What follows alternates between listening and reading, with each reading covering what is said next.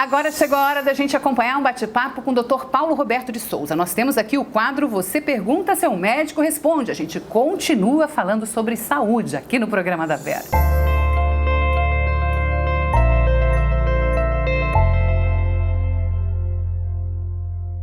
Estamos com o médico nutrólogo, Dr. Paulo Roberto de Souza, e é ele que vai responder para a gente.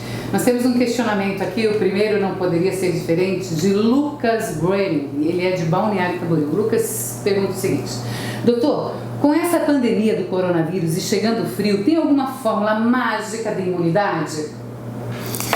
Bom, Lucas, obrigado pela pergunta. Hoje realmente começou um friozinho, um ventinho, começou aquele mais... Meia estação, né? Então um clima gostoso. Na realidade, Lucas, tudo que você escutar ou te oferecerem que é milagroso, que serve para várias coisas, ou cura câncer e cura isso, cura aquilo, você desconfie que pode ser uma coisa que estão querendo te vender e que não seja nada daquilo que estão te oferecendo.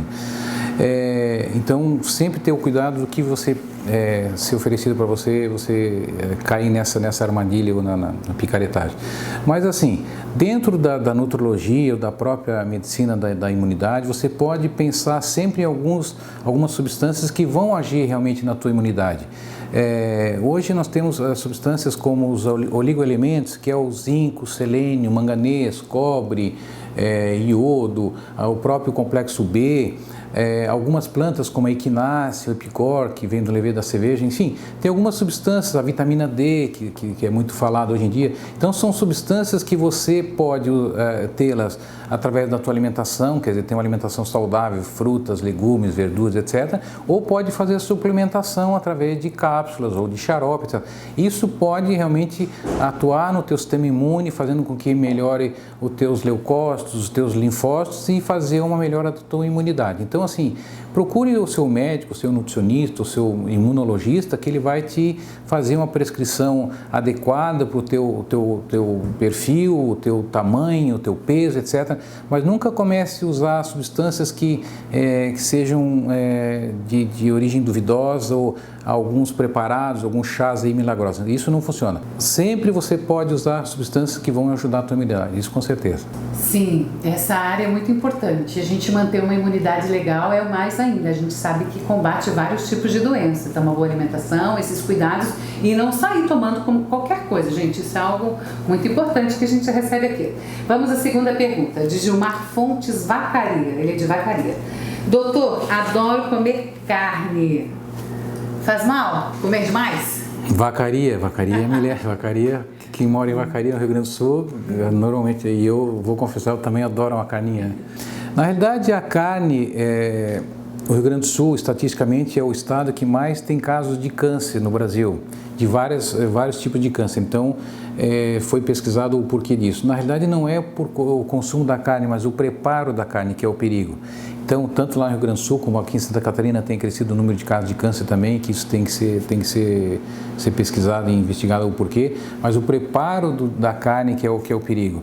Então, quando for fazer um churrasco, procurar nunca botar a carne quando ainda está no carvão, quer dizer, tem muita gente que vai lá, bota o fogo e já bota a carne para assar. Então, aquela fuligem que levanta do carvão, que vai impregnar na carne, essa fuligem que vai ter problema para a sua saúde, com doença cardiovascular, neurológica ou até câncer, etc.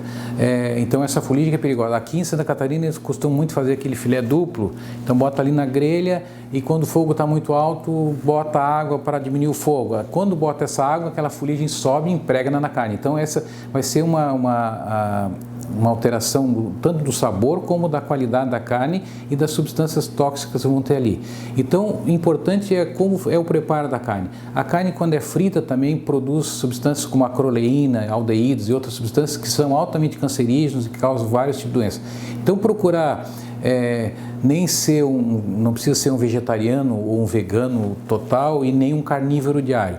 Eu procuro dizer assim, procure variar o tipo de carne, usar frango, usar peixe, carne uma vez ou outra e cuidar no preparo. Quando for colocar carne para assar, botar sempre quando já está em brasa, procurar quanto menos queimada essa carne, porque essa queimada da carne também que vai ter problema de substâncias tóxicas. E junto com a carne, procurar sempre comer legumes, folhas, como a gente já falou em outras ocasiões, procurar, podendo usar também, após o consumo da carne, usar o abacaxi ou o mamão, que é usado muito em restaurante, em churrascaria. O abacaxi tem a bromelina, que faz a digestão da carne, o mamão tem a papaya, são enzimas digestivas que procuram fazer com que a carne seja bem digerida e que a gente possa ter uma boa absorção. Vamos então à nossa terceira pergunta de hoje. É de Michele Andrade, Brasília. Muitas pessoas também acompanham o nosso programa através do YouTube, redes sociais, isso é muito bom. Vamos lá. E claro, né, tendo toda essa condição também de fazer a sua pergunta, você fique à vontade. Doutor, faço jejum intermitente. É interessante? Isso é uma discussão já, uma discussão de fazer o jejum ou não fazer o jejum. Se a gente pensar nos nossos idosos, nossos centenários e nossos avós, etc., o que eles faziam? Eles comiam a última refeição lá pelas 5, 6 horas da tarde, então antes de escurecer se fazia o jantar e vai comer só depois no outro dia, 6 horas da manhã, à noite toma lá um chazinho, etc. Então esse jejum de 12 horas é bem interessante e eu, no meu ponto de vista, fazer um jejum até maior, até 16 horas ou até 18 horas, eu acho bem interessante você fazer a última refeição lá pelas 18, 17, 18 horas e depois ir comer só no almoço do dia. O que acontece? Quando você faz esse jejum, no outro dia você pode só levantar, tomar lá um suquinho de limão ou tomar só um chazinho, um cafezinho. Quando você faz esse grande tempo de jejum, você diminui a sua produção de insulina. Então você vai equilibrar pessoas que querem perder peso ou que querem diminuir o risco de fazer um diabetes ou que têm resistência à insulina. Essa diminuição da ingesta, quando você não come o carboidrato, você para de produzir assim insulina e essa diminuição da insulina vai achatar a tua curva de insulina. Isso é bem interessante. Além do que, quando você diminui a ingesta de carboidrato e que diminui a insulina, você aumenta o outro hormônio chamado GH, que é o hormônio do crescimento. Esse hormônio do crescimento, o que ele faz? Ele ajuda na parte muscular, na parte de pele, então ele ajuda colágeno, enfim.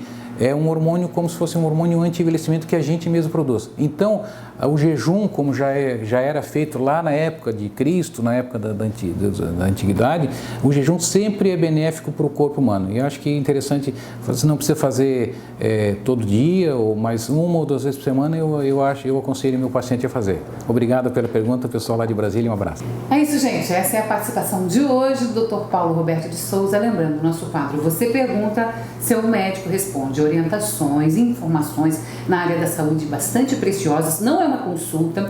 Aliás, a gente recebe muitas perguntas direcionadas a especialistas, como recente foi teve uma aqui falando em relação a gestante tem dor de cabeça. Gente, esse tipo de pergunta é para o especialista. A gente não pode fazer consulta área, aqui na TV. São informações gerais sobre saúde. Não é isso, doutor? Muito obrigada. Obrigado. Está sendo super útil.